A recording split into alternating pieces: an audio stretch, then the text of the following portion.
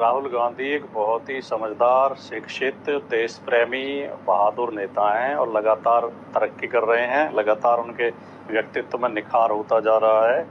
आपकी डिबेट से मैं दो नतीजे पर पहुंचा हूं कि एक तो भारतीय जनता पार्टी राहुल गांधी से बहुत अधिक भयभीत है, डरी हुई है, और ऐश्वर्य कपूर जी राहुल गांधी के विरोधी हैं, उनसे नाराज हैं।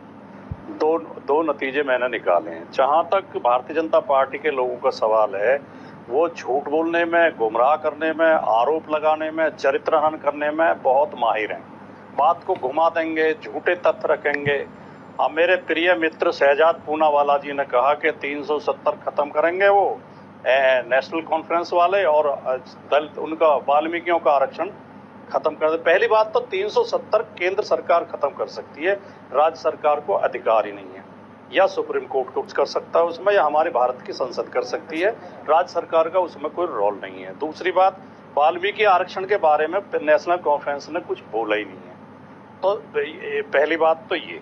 दूसरी बात, इन्होंने कहा कि उसमें जामिया में आरक्षण नहीं है। अरे भैया, 11 साल से आपकी सरकार है। अगर कहीं कोई दिक्कत है, कहीं कोई अव्यवस्था है, तो उसके लिए मोदी जी जिम्मेदार हैं या नेहरू जी को जिम्मेदार ठहराएं हम? 11 साल से आपकी सरकार है, क्यों नहीं दे रहे आप आरक्षण? तुरंत दीजिए। अभी आपने कहा कि कांग्रेस आरक्षण विरोधी रही है, राजीव गांधी विरोधी थे, नेहरू जी विरोधी थे। आपकी सरकार को तो, भारतीय जनता पार्टी की सरकार को तो न्यायालय इस बात का प्रमाण पत्र दे रहे हैं। उत्तर प्रदेश का फैसला सबके सामने है।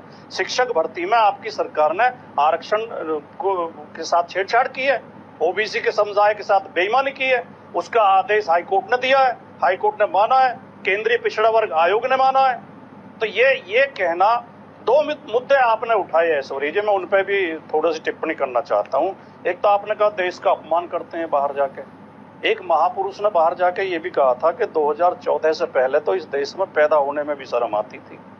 और एक और महान महिला है भारतीय जनता पार्टी की, उन्होंने कहा था कि ये तो आजादी तो हमें अंग्रेजों से पट्टे पे मिली थी, 90 साल के पे, 99 साल के पट्टे पे।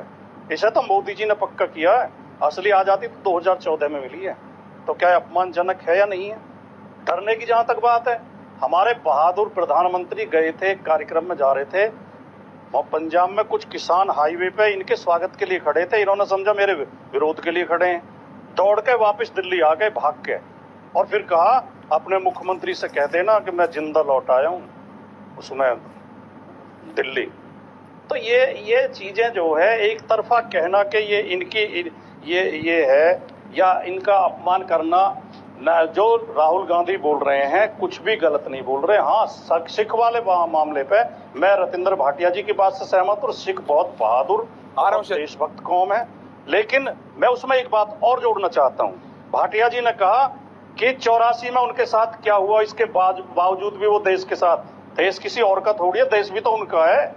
लेकिन तो 2002 में गुजरात में क्या हुआ उसे भी हमें याद रखना चाहिए।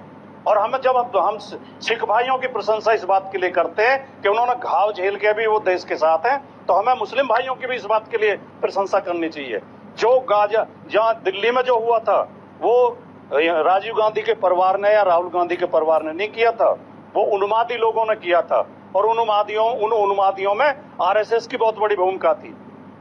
गुजरात में जो हुआ वो भारतीय जनता पार्टी के लोगों ने किया, उसकी भी निंदा हमें साथ के साथ करनी चाहिए। यहाँ भी निर्दोष मारे गए थे, वहां भी निर्दोष मारे गए थे।